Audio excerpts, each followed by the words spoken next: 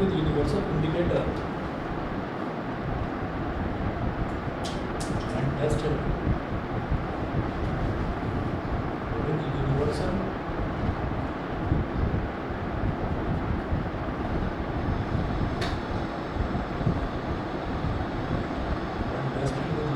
indicator showed pH of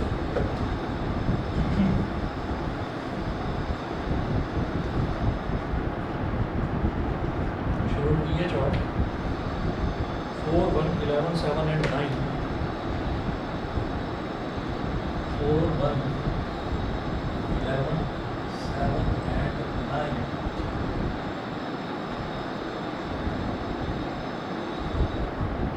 Respectively.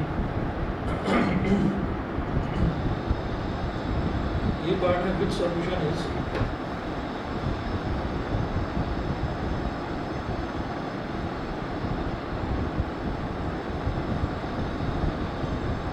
solution is,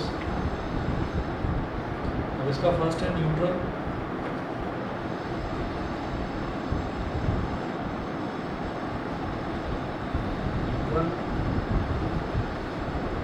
second है strongly alkaline,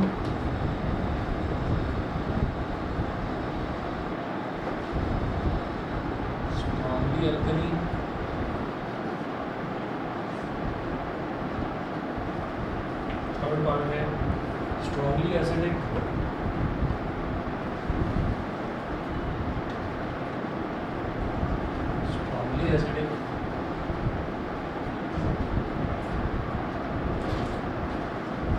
fourth part है weakly acidic,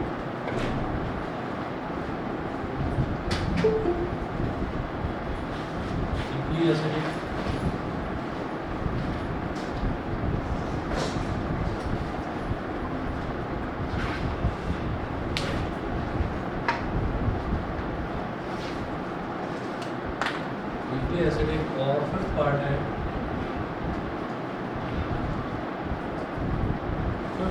weekly alkaline.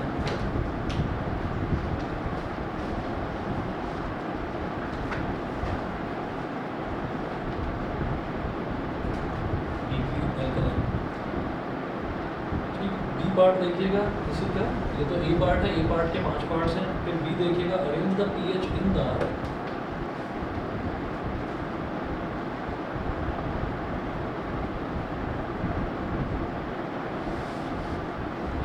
pH in the increasing order of hydrogen ion concentration. Arrange the pH in the increasing order of hydrogen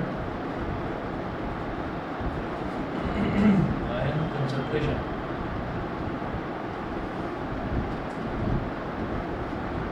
The increasing order of hydrogen ion concentration. तो देखते हैं अभी सबसे पहले which solution is neutral। तो सबसे पहले हम ये कहेंगे कि यहाँ पर है सॉल्यूशन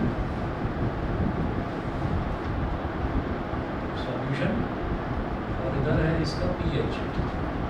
तो सॉल्यूशन हमें ए बी सी डी ई ये दे रखा है, A B C D A B C D E ये 5 सॉल्यूशंस हैं। अब जो सॉल्यूशन ए है उसका पीएच है 4 रिस्पेक्टिवली दे रखा है ना। तो सबसे पहले ए है, तो सबसे पहले जो लिखा हुआ है वो उसका सबसे पहले वाले का पीएच है। तो ए का पीएच 4 हो गया, बी का पीएच 1 हो गया, सी का हो गया 11, डी का हो गया 7 और ई का हो गया 9। तो ये हमारे पास अलग अलग पीएच वैल्यूज है। ठीक, अब इसके बाद वो पूछ रहे हैं ए पार्ट में which solution is neutral. Which solution is neutral, तो हमें मालूम है न्यूट्रल सॉल्यूशन कौन सा होता है जिसका पीएच वैल्यू 7 होती है, उसको हम न्यूट्रल बोल देते हैं।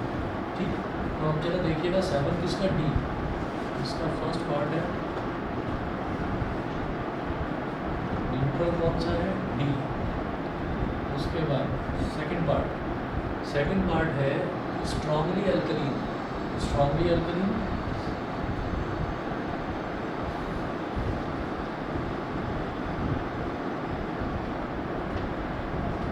स्ट्रांगली अल्कलीन, अल्कलीन का मतलब क्या है, अल्कली क्या होते हैं, वो वाले बेसिस जो कि पानी में घुल जाते हैं, वाटर सॉल्युबल बेसिस को हम अल्कलीन बोल देते हैं।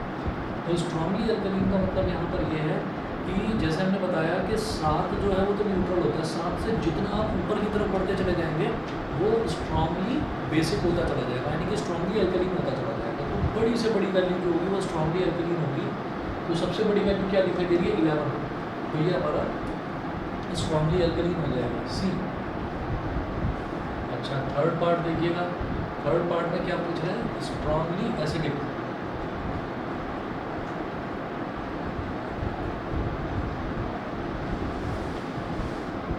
स्ट्रांगली एसिडिक, तो जिसका पीएच वैल्यू जितना कम होगा, मैंने ये तक कहा कि अगर पीएच आपका 0 हो जाए तो हम ये कहेंगे सबसे ज़्यादा स्ट्रांगली एसिडिक हुई है। तो सबसे कम पीएच वैल्यू जिसकी है वो उतना ही ज़्यादा स्ट्रांगली एसिडिक होगा, तो 1 यानी कि बी। फिर फोर्थ देखिएगा, फोर्थ में है वीकली एसिडिक और वीकली अल्कलीन। वीकली एसिडिक और फिफ्थ में वीकली अल्कलीन। वीकली एसिडिक और वीकली अल्कलीन। और वीकली एसिडिक का मतलब क्या है कि 7 से जितना कम हो जाएगा उतना तो ज़्यादा स्ट्रांगली एसिडिक, और जितना 7 के नज़दीक पहुंच जाएगा, होना चाहिए 7 से कम ही, तो वो एसिडिक कहलाएगा। लेकिन 7 के नज़दीक, फॉर एग्जांपल 6, 6.5, तो ये जितना भी है 7 के जितना ज़्यादा नज़दीक पहुंच रहा है तो हम ये कहेंगे कि एसिडिक तो है पर बहुत वीकली एसिडिक, क्योंकि 7 से मामूली से ही छोटा है। तो आप ये देखिए कि 7 से ज़रा सा छोटा कौन सा दिखाई दे रहा है, 4।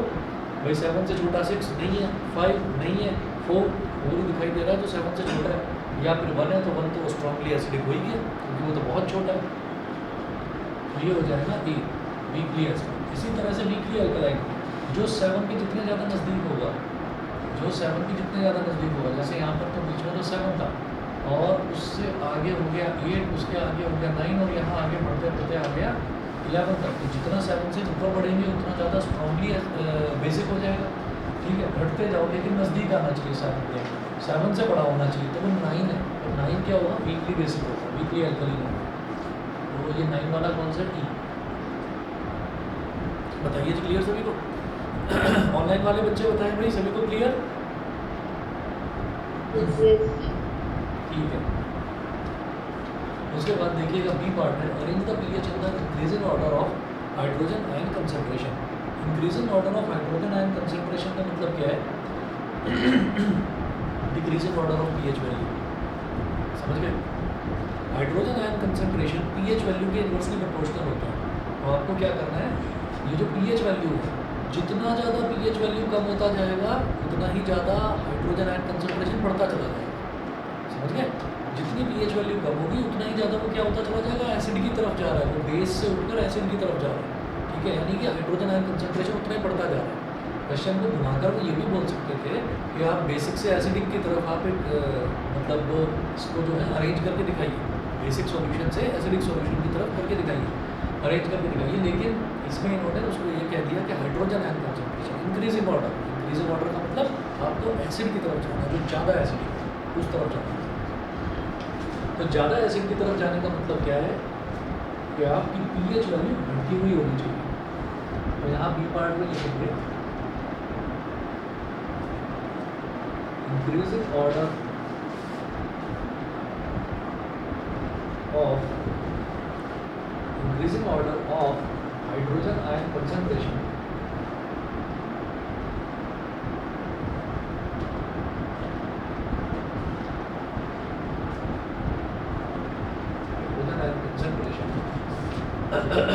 means decreasing order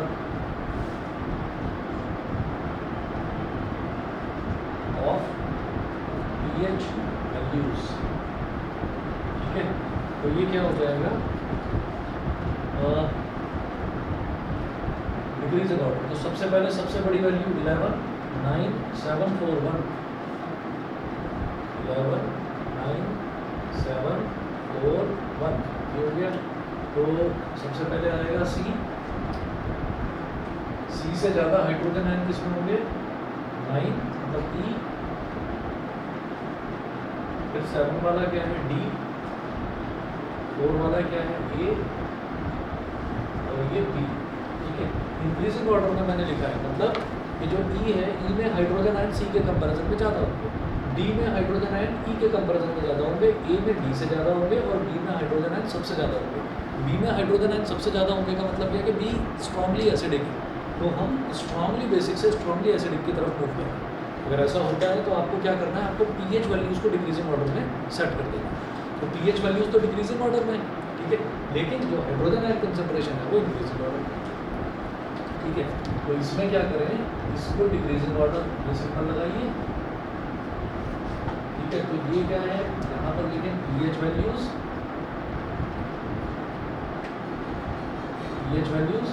decreasing order हो गया। और ये क्या है, hydrogen ion concentration, hydrogen ion concentration के लिए इस तरीके से इंक्रीजिंग ऑर्डर। सभी को clear?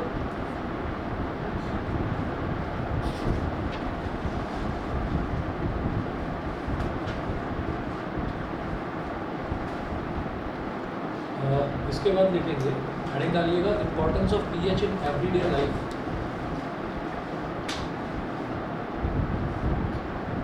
Importance of pH in everyday life. तो हमारी जो रोज की जो लाइफ है उसमें जो पीएच है, पीएच की क्या इंपॉर्टेंस है वो देखिए। फर्स्ट लिखेंगे pH in our digestive system.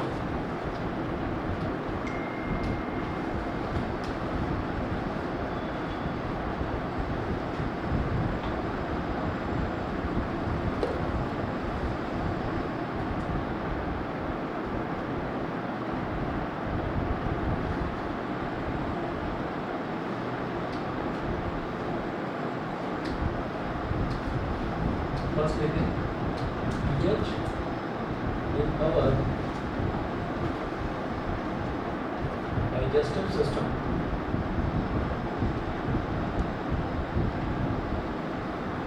pH in our digestive system, इसमें first point, our stomach produces hydrochloric acid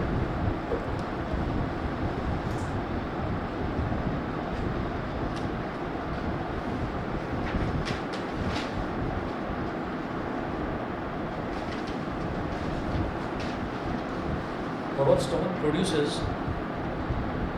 hydrochloric acid, मतलब HCl,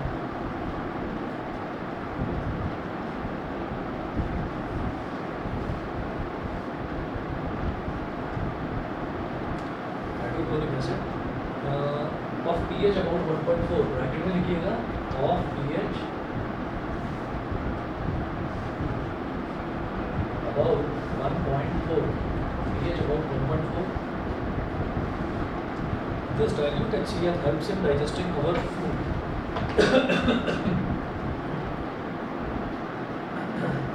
This dilute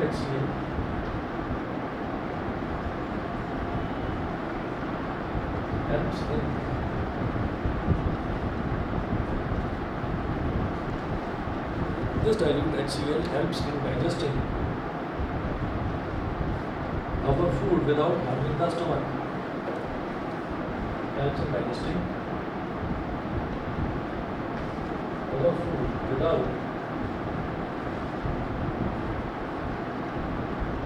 harming the stomach. तो अच्छी खासी एसिडिटी है 1.4 आप समझ रहे होंगे कि 7 से कितना ज़्यादा छोटा है।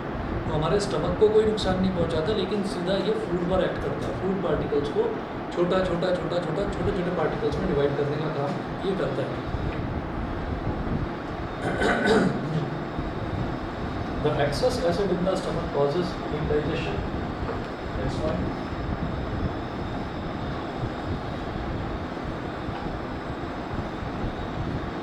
The excess acid in the stomach causes indigestion.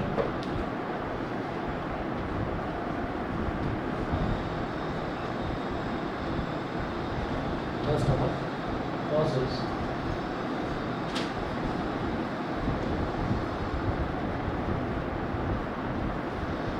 digestion which produces pain and irritation.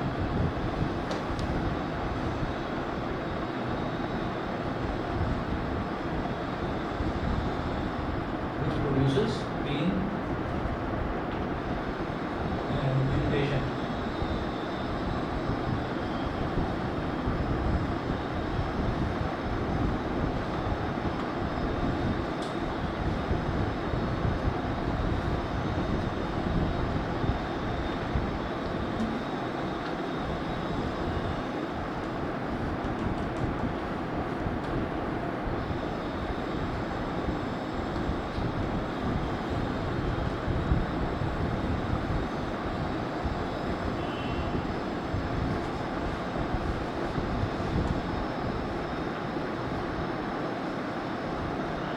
Which produces pain and irritation. Next one लिखेंगे being basic in nature, antacids react with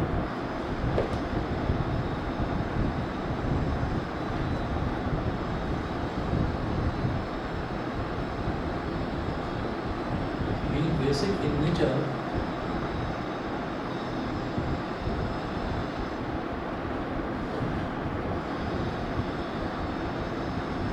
antacids react with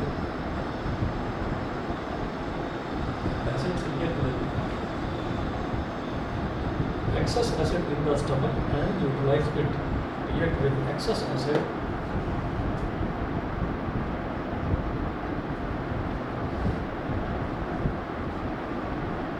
in the stomach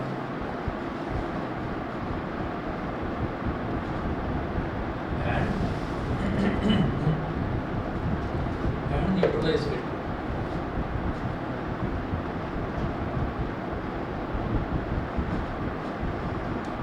Utilize it. Example, magnesium hydroxide,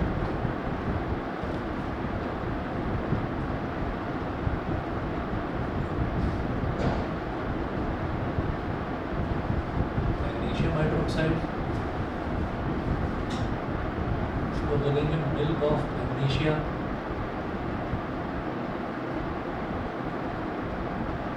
and sodium hydrogen carbonate, ये होता है baking soda, ये होता है baking soda. Magnesium hydroxide जो है ये उसमें मिलता है, डाइजीन में मिलता है। डाइजीन के आप इंग्रेडिएंट्स देखेंगे तो उस पर या तो मैग्नीशियम हाइड्रोक्साइड या फिर मिल्क ऑफ मैग्नीशिया लिखा होगा। मिल्क ऑफ मैग्नीशिया उसका कॉमन नेम है, ठीक है। उसके बाद सोडियम हाइड्रोजन कार्बोनेट, ये घरों में मिलता है बेकिंग सोडा, तो छोले और राजमा बनाते टाइम उनको थोड़ा सा फुलाने का काम करता है sodium hydrogen carbonate, baking soda, ठीक है। तो अगर कभी पेट में जलन वगैरह होता है तो मतलब घर में ही अवेलेबल है बेकिंग सोडा, बाहर की कोई दवा वगैरह खाने की ज़रूरत नहीं है, ठीक है। तो थोड़ा सा कड़वा होता है, बस उसको चम्मच से मुँह में डालकर एकदम से बस पानी से पीछकर तो ठीक हो जाता है। पेट में अगर जलन है, दर्द वगैरह, तो बेकिंग सोडा बड़ा फ़ायदेमंद होता है। उसके बाद सेकंड देखिएगा, pH change as the cause of tooth decay.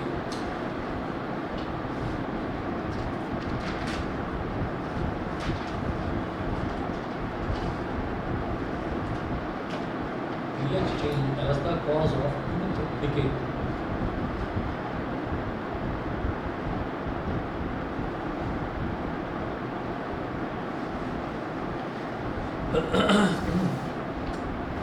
pH change as the cause of tooth decay. तो pH चेंज का मतलब क्या है? pH चेंज का मतलब ये, जैसे यहाँ पर है pH इन अवर डाइजेस्टिव सिस्टम। तो हमारा जो डाइजेस्टिव सिस्टम है, इंपॉर्टेंस क्या है pH की एवरीडे लाइफ में, कि हमारा जो डाइजेस्टिव सिस्टम है, हमारे डाइजेस्टिव सिस्टम में ये है कि हमारा stomach produces hydrochloric acid of pH about 1.4 से थोड़ा सा कम हो जाए, थोड़ा सा ज़्यादा हो जाए तो उतना नुकसान नहीं है।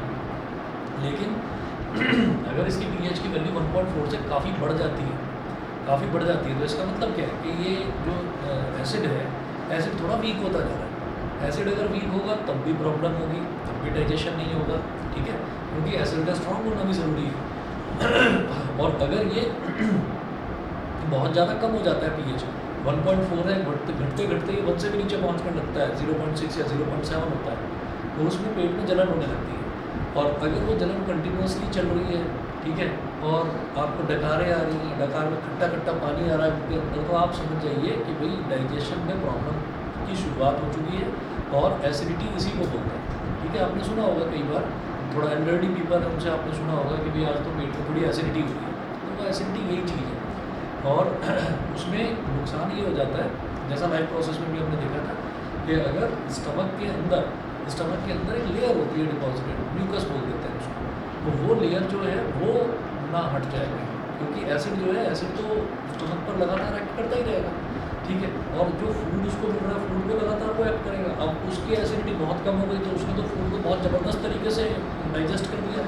अब वो बहुत ज़्यादा डाइजेस्ट करने के बाद अगर वो स्टमक की लाइनिंग को भी डाइजेस्ट करने की कोशिश करे, भाई उसको तो मटेरियल चाहिए, उसको तो जो फूड मटेरियल मिलेगा वो तो उसको डाइजेस्ट करेगा।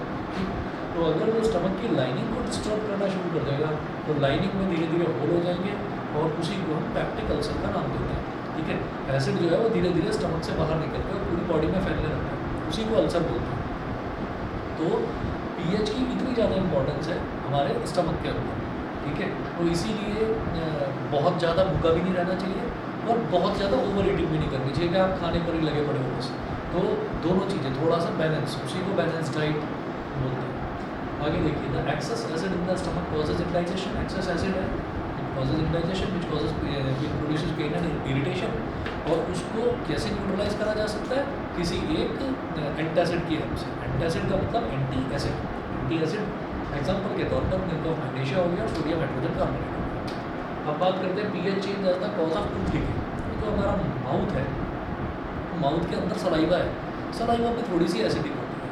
ठीक है, थोड़ी सी एसिडिक क्यों? क्योंकि अगर मान लीजिए आपने रोटी का टुकड़ा या ब्रेड का टुकड़ा या बिस्किट भी अगर आपने मुंह के अंदर डाला है ना, तो वो भी धीरे धीरे अगर आप उसको चबा भी नहीं रहे, तब भी आप देखेंगे कि वो धीरे धीरे सॉफ्ट हो जाता है और वो इस पोजीशन में आ जाता है कि आप उसको आराम से चबा सकते हैं।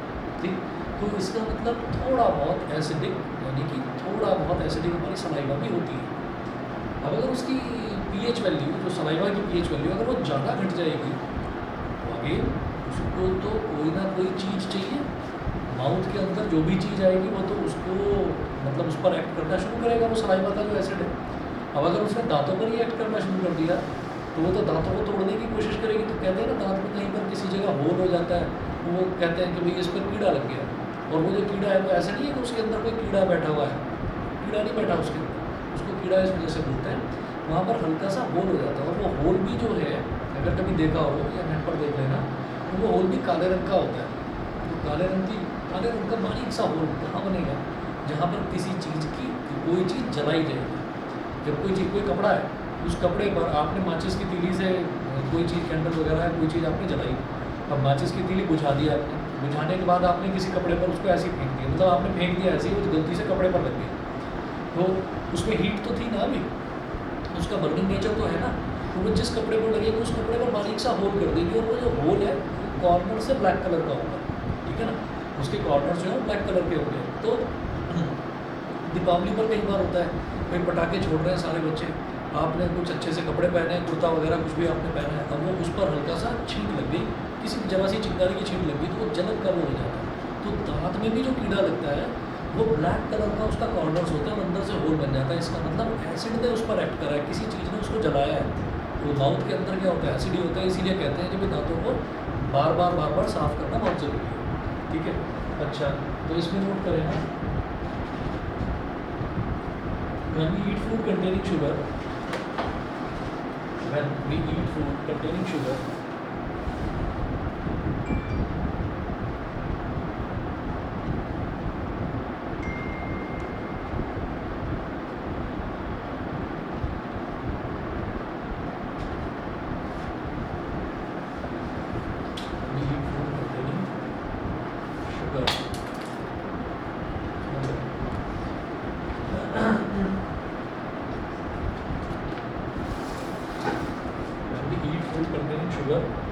then the bacteria present in our mouth, then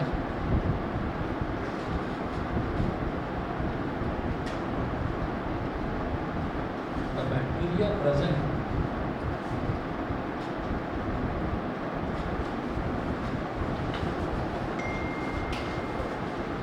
present in our mouth break down the sugar to form acids.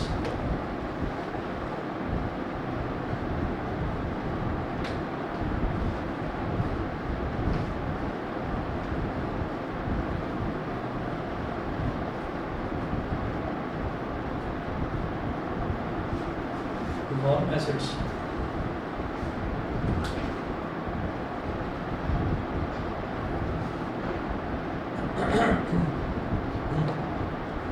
Practically such as lactic acid.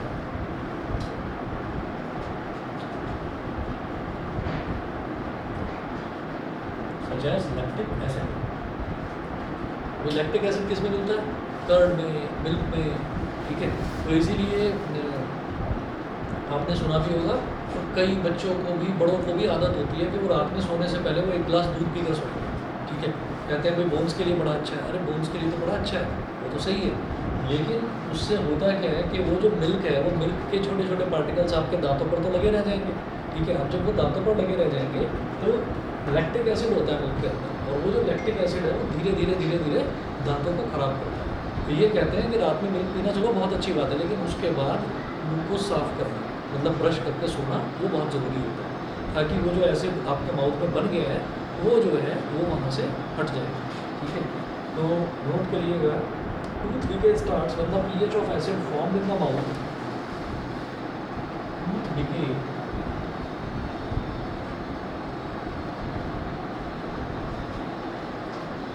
starts when the pH of acid formed in the mouth. When the pH of acid formed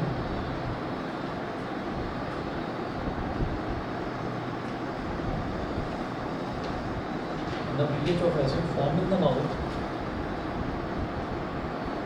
falls below 5.5. The mouth falls below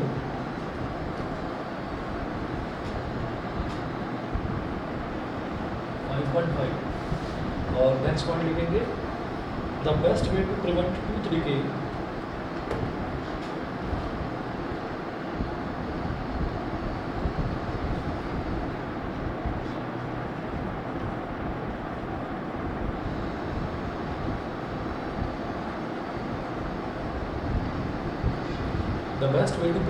tooth decay is to clean the mouth thoroughly after eating food.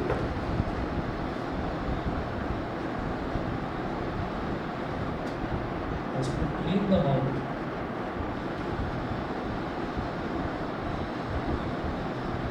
thoroughly after eating food. After eating fruit.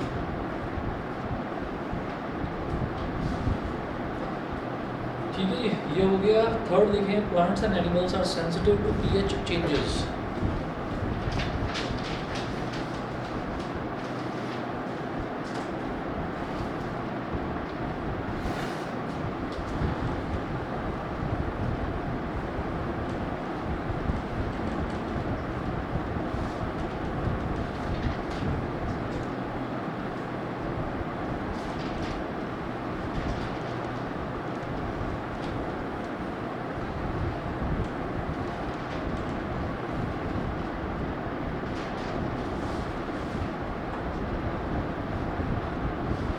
Third देखें, plants and animals are sensitive to pH changes.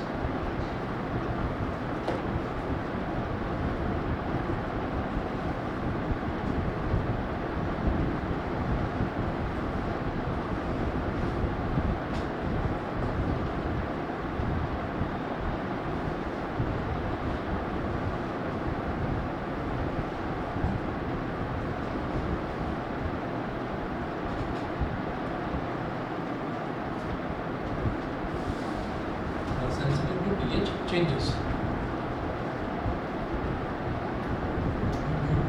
इसमें first लिखें soil pH and plant growth.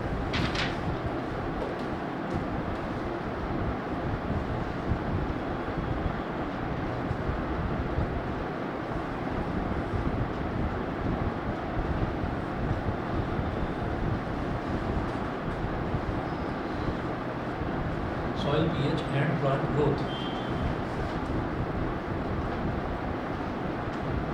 If the soil is too acidic, having low pH,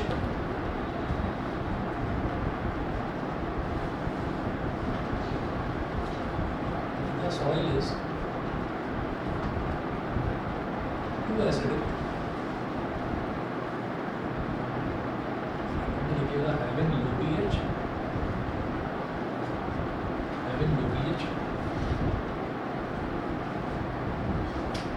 then it is treated with materials like quicklime. Then it is treated with materials like quicklime,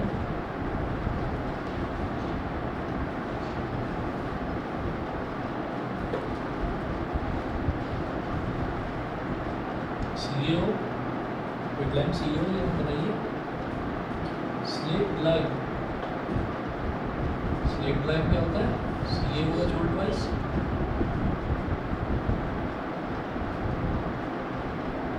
और calcium carbonate CaCO3 यानी कि chalk powder.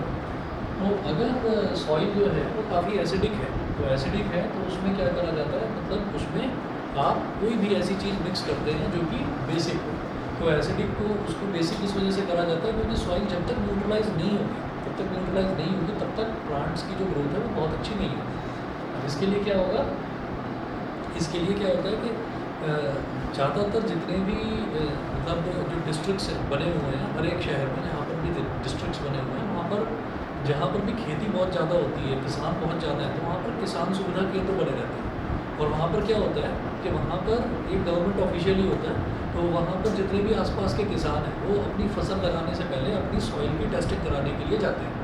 ठीक है, जरा से packet में soil ले जाते हैं, पूरे खेत जो है उसकी सॉइल जो है उसमें जरा सी सॉइल निकाल कर ले जाते हैं और टेस्टिंग करा देते हैं कि आप इसका पीएच वैल्यू बता दो। अब वो पीएच वैल्यू बता देते हैं, मतलब वो एक तरह से ऐसा है कि जैसे कोई डॉक्टर टेस्ट कर रहा हो, तो वो पीएच वैल्यू चेक करके बता देते हैं। अच्छा, पीएच वैल्यू चेक करने के बाद में बता देते हैं कि भाई इसका पीएच बहुत कम है, तो फिर वो रिकमेंड कर देते हैं कि इसमें ये वाला फर्टिलाइज़र आप डालो।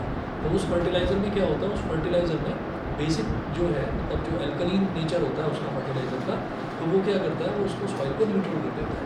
सॉइल जितनी न्यूट्रल होगी उतनी ही प्लांट्स की ग्रोथ बहुत अच्छी होगी। अच्छा, और कई बार ऐसा भी होता है कि सॉइल बहुत ज़्यादा बेसिक है, तो फिर वो बता देते हैं कि अब फर्टिलाइज़र ऐसा डालना है जिसमें थोड़ा सा एसिड मिक्सड हो। ठीक है, क्योंकि वो बेस को एसिड के साथ में मिक्स करेंगे तो फिर वो उसको न्यूट्रल बना देंगे। ठीक है, अच्छा अब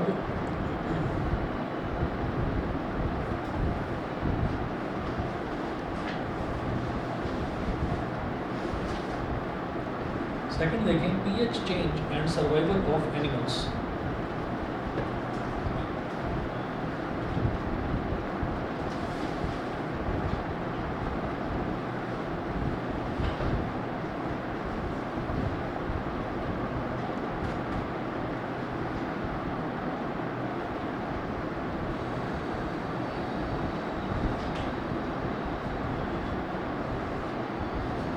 pH change and survival of animals, इसमें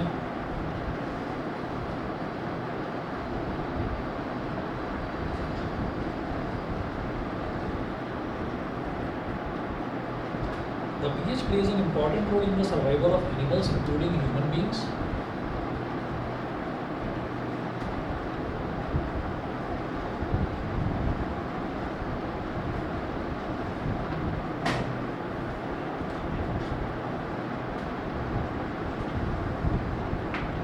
pH plays an important role in the survival of animals, including human beings.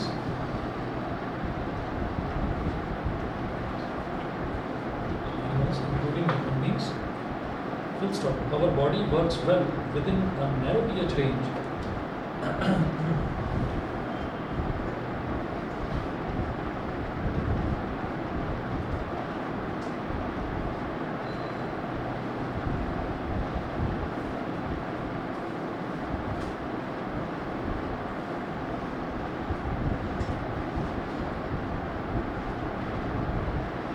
Our body works well within a narrow pH range of 7 to 7.8 of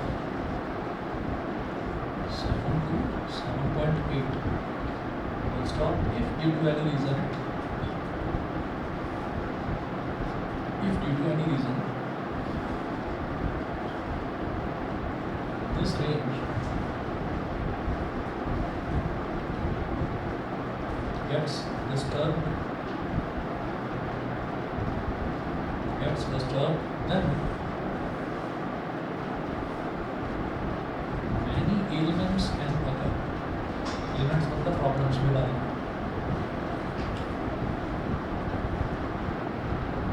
Many ailments can occur.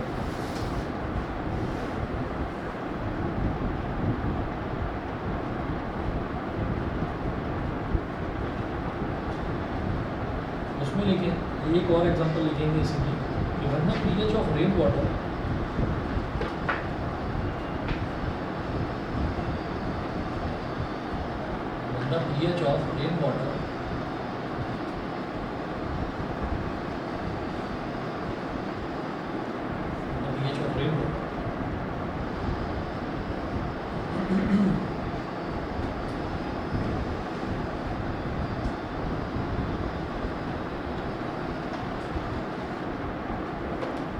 is about 5.6, then it is called acid rain. When the pH of rainwater is about 5.6, तो rain water जो है आप ये देख लीजिए, जो water है, water का जो pH वैल्यू है वो कितना होता है, 7 होता है, ठीक है। अब रेन वाटर की बात कर रहे हैं, तो रेन वाटर का अगर pH 5.6 है, ठीक है, और यहाँ पर जब हम अपना जो गाजियाबाद वाला एरिया है अगर इसकी हम बात करें तो यहाँ पर आसपास इंडस्ट्रीज़ बहुत है, तो इंडस्ट्रीज़ बहुत है तो यहाँ पर काफ़ी सारी हार्मफुल पॉइजनस गैसेस निकलती हैं। अब उनमें से एक खतरनाक गैस कौन सी है, सल्फर डाइऑक्साइड। आपने सुना भी होगा स्कूलों तक की छुट्टी कर दी जाती है सर्दियों में, स्कूलों तक की छुट्टी कर देते हैं कि इस टाइम पॉल्यूशन लेवल बहुत ज़्यादा बढ़ा हुआ है, ठीक। तो वो जो सल्फर डाइऑक्साइड है, वो सल्फर डाइऑक्साइड सोचिए कि एटमॉस्फेयर में प्रेजेंट है। एटमॉस्फेयर में प्रेजेंट क्या होना चाहिए, नाइट्रोजन होना चाहिए, हाइड्रोजन, ऑक्सीजन, कार्बन डाइऑक्साइड, ये गैसेस जो हैं ये प्रेजेंट होनी चाहिए एटमॉस्फेयर में। लेकिन जो सल्फर डाइऑक्साइड है वो ज़्यादातर जो इंडस्ट्रियल एग्जॉस्ट हैं, यानी कि इंडस्ट्रीज़ में जो चिमनी लगी हुई है उनसे निकलती हैं वो गैसेस। अब सल्फर डाइऑक्साइड यानी कि SO2 वो है, अच्छा, और ऊपर से बारिश हो रही है तो ये बताते हैं कि जो रेन वाटर है वो रेन वाटर तो purest form of water, rain water वही कहा जाता है, सबसे ज़्यादा प्योरेस्ट फॉर्म ऑफ वाटर वही होता है रेन वाटर। तो इसीलिए रेन वाटर की हार्वेस्टिंग भी करी जाती है, स्टोर करा जाता है उसको, ठीक है। तो अब वो पानी तो ऊपर से जो भगवान जी पानी भेज रहे हैं वो तो बिल्कुल साफ शुद्ध भेज रहे हैं, लेकिन जो एटमॉस्फेयर में SO2 है, SO2 के साथ में जब H2O मिक्स होगा तो सल्फ्यूरस एसिड बनता है। सल्फ्यूरस एसिड बस थोड़ा सा ही कम डेंजरस होता है सल्फ्यूरिक एसिड से, सल्फ्यूरिक एसिड वो है जो जला देता है। तो इसीलिए ये कहा जाता है कि अगर थोड़ी बहुत रेन हो रही है या गर्मी का सीज़न चल रहा है और अचानक से रेन हो जाए, या सर्दियों का सीज़न चल रहा है और अचानक से रेन हो जाए, तो उसमें क्या है कि एकदम से उस बारिश में ना भीगना नहीं चाहिए, उस बारिश से बचना चाहिए। हाँ, जब लगभग 15 मिनट, 20 मिनट, आधा घंटा जब बारिश हो चुकी है और उसके बाद भी चल रही है, तब ना हो जाकर मज़े से बारिश में एकदम से इंस्टेंटली भीगना जो है वो ठीक नहीं है, क्योंकि उससे क्या है कि उससे जो सल्फ्यूरस एसिड है वो आपकी स्किन पर लगेगा जाकर, तो उससे 1, 2, 3 दिन तक क्या है कि खुजली सी रहती है शरीर में। तो अब बहुत ज़्यादा अगर डेंजरस हो जाए तो यानी कि जैसे हम हैं तो हमारा तो pH वैल्यू जो बॉडी की है वो 7 से 7.8 है, तो अगर 5.6 हो भी जाता है तो हम पर इतना ज़्यादा फर्क नहीं पड़ता। लेकिन जो एनिमल्स हैं, जो एक्वेटिक एनिमल्स हैं, एक्वेटिक एनिमल्स को बहुत फ़र्क पड़ता है। क्यों फ़र्क पड़ता है? क्योंकि हम तो थोड़ी देर के लिए बारिश में भीगे, फिर घर पर आए, घर पर आकर नहा लिए, नहाने के बाद हम ठीक हो गए, थोड़ी बहुत 1-2 घंटे थोड़ी बहुत इचिंग सी या खुजली वगैरह लगी तो ठीक हो गए। लेकिन जब एक्वेटिक एनिमल्स हैं, एक्वेटिक एनिमल्स पानी में रह रहे हैं, और पानी जब एसिड रेन होती है तो वो ऐसा थोड़ी है, तो रिवर में भी जाएगी, एसिड रेन जब होगी तो वो तो रिवर में भी जाएगी, तो वो रिवर के पानी को एसिडिक बना देती है। और रिवर का पानी जो है वो इधर उधर तो जा नहीं रहा, वो तो रिवर में ही है, और वो भी रिवर में ही जा रहे हैं। तो उनके पास ये ऑप्शन नहीं है एक्वेटिक एनिमल्स के पास कि वो वहाँ से बाहर निकल जाए और अपनी बॉडी को साफ कर लें या पोंछ लें, उनके पास वो ऑप्शन नहीं है। तो उनके लिए बड़ा खतरनाक हो जाता है, और वो जो है वो मर भी जाते हैं एक्वेटिक एनिमल्स। मैं यहाँ लिखेंगे the pH of rain water is about 5.6, now it is called acid rain.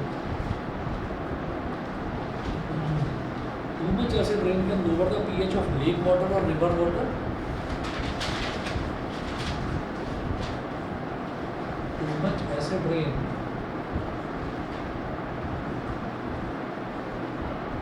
can lower the pH of lake water or river water to such an extent, river water or lake water or river water to such an extent that the survival of aquatic animals becomes difficult, that the survival of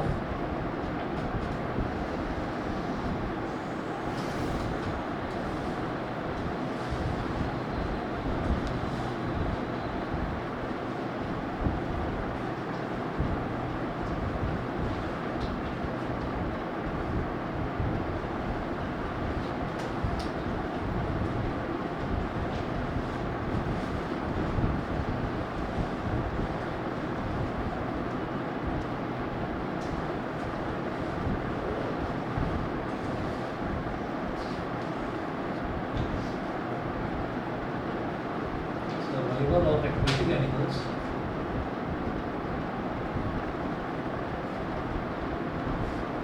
becomes difficult.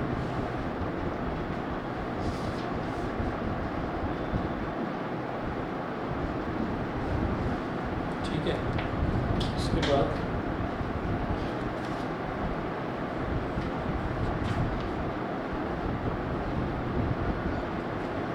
Fourth लिखेंगे self defence by animals and plants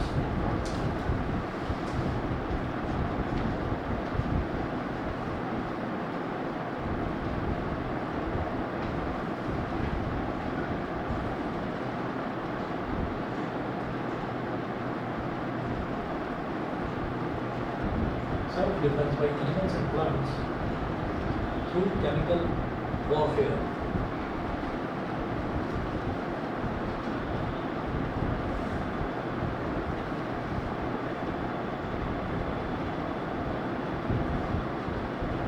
Chemical warfare, WARFARE.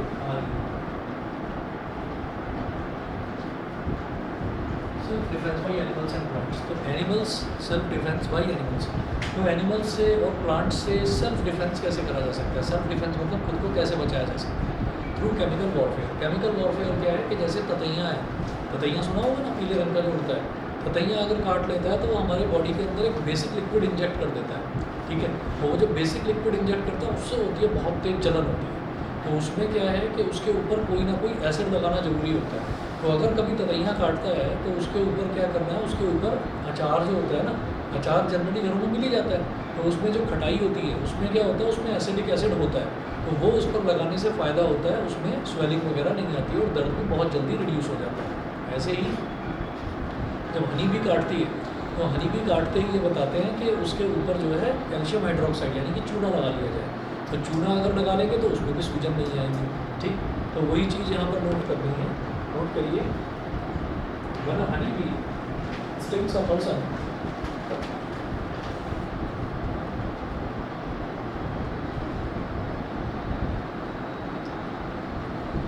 when a honeybee stings ऊपर काट लेती है, stings a person,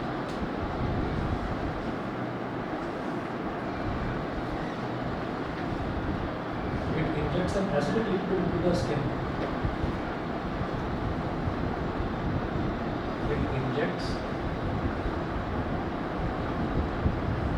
an acidic liquid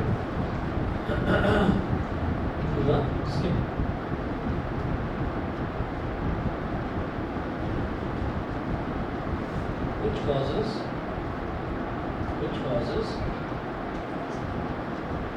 pain and irritation.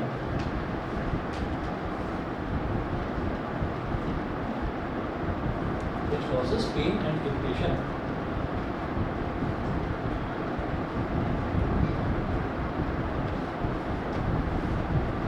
Applying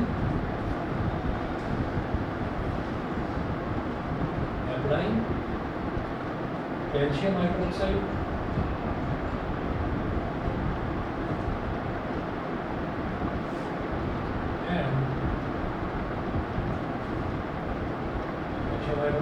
and baking soda, sodium hydrogen carbonate, baking soda neutralizes its effect. तो जो जलन है और सूजन है वो नहीं आती। उसके बाद नेक्स्ट लिखें, when a wasp stings, it injects. wasp मतलब पता ही है, stings.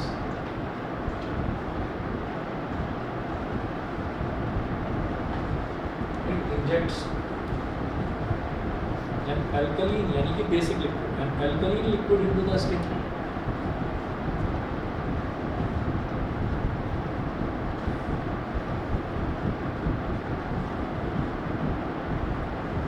Alkaline liquid into the skin.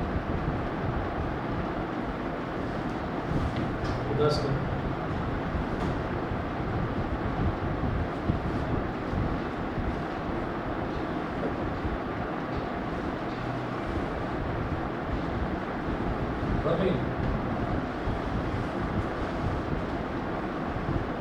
An acid like vinegar gives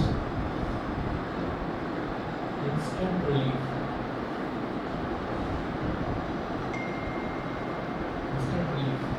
Third living.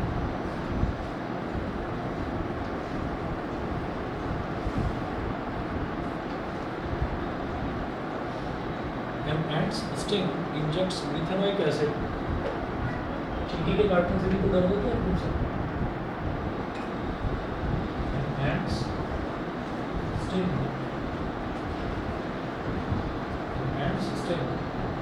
injects methanoic acid into the skin of a person.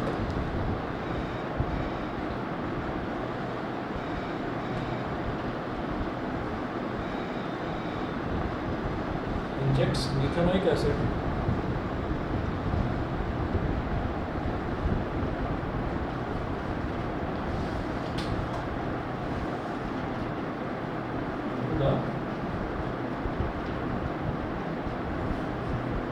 skin of a person. तो इसमें भी फिर वही चीज़ है, causing burning pain.